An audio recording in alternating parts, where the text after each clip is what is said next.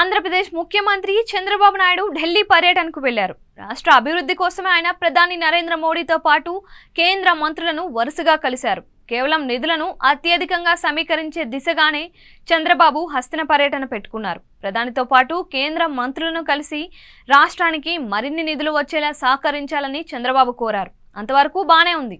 కానీ జనసేన అధినేత deputy CM Pawan Kalyan ను వెంట తీసుకెళ్లకపోవడంపై ఇప్పుడు జనసేనలో హాట్ టాపిక్ గా మారింది.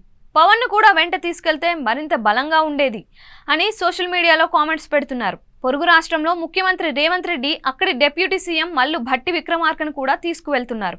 ప్రధానిని కలిసిన కేంద్ర మంత్రులతో భేటీ అయిన రేవంత్ రెడ్డి వెంట మల్లు భట్టి విక్రమార్క ఉంటారు. ఇక పార్టీ అగ్రనేతలను కలిసినప్పుడు కూడా ఆయన తన వెంటే డిప్యూటీ సీఎంను అంటిపెట్టుకుని తీసుకువెళ్తారు.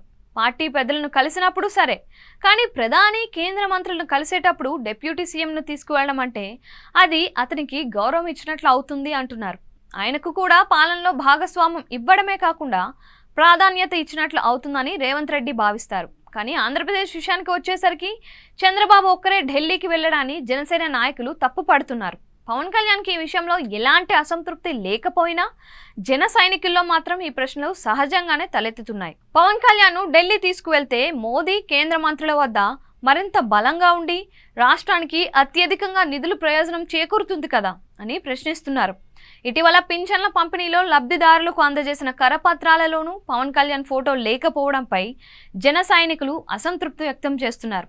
పవన్ ను కావాలని సైడ్ చేస్తున్నారా లేదా అనుకోకుండా జరుగుతుందా అని పార్టీ అగ్రనేతలను ఆరా తీస్తున్నారు. ఆంధ్రప్రదేశ్లో ఎన్నికలకు ముందు పవన్ కళ్యాణ్ వల్లనే కూటమి ఏర్పాటు సాధ్యమైందన్న విషయాన్ని వారు గుర్తు చేస్తున్నారు. పవన్ గట్టిగా పట్టుబట్టి ఉండకపోతే ఈ కూటమి ఏర్పాటు సాధ్యమయ్యేది కాదని, రాజమండ్రి జైలు బయట చేసిన ప్రకటన నుంచి పొత్తులు కుదిరే వరకు పవన్ చేసిన కృషిని మర్చిపోయారా అంటూ జన సైనికులు సోషల్ మీడియాలో ప్రశ్నిస్తున్నారు. ముఖ్యమంత్రి చంద్రబాబు తర్వాత స్థానం పవన్ కళ్యాణ్కు ఇవ్వాల్సిందేనని, సమ ప్రాధాన్యత ఇస్తేనే తమకు తృప్తిగా ఉంటుందని కూడా కొందరు కామెంట్ చేసి పోస్ట్ చేస్తున్నారు. అయితే పవన్ ఆహ్వానిస్తే ఆయన తాను ఢిల్లీకి ఇప్పుడు రాలేమని చెప్పారా, లేక మామూలుగానే చంద్రబాబు పర్యటన చేపట్టారా అన్న విషయంలో పార్టీ అగ్రనేతలే క్లారిటీ ఇవ్వాల్సి ఉంటుంది. అప్పటి వరకు జన సైనికుల్లో అసంతృప్తి బయట పడుతూనే ఉంటుంది.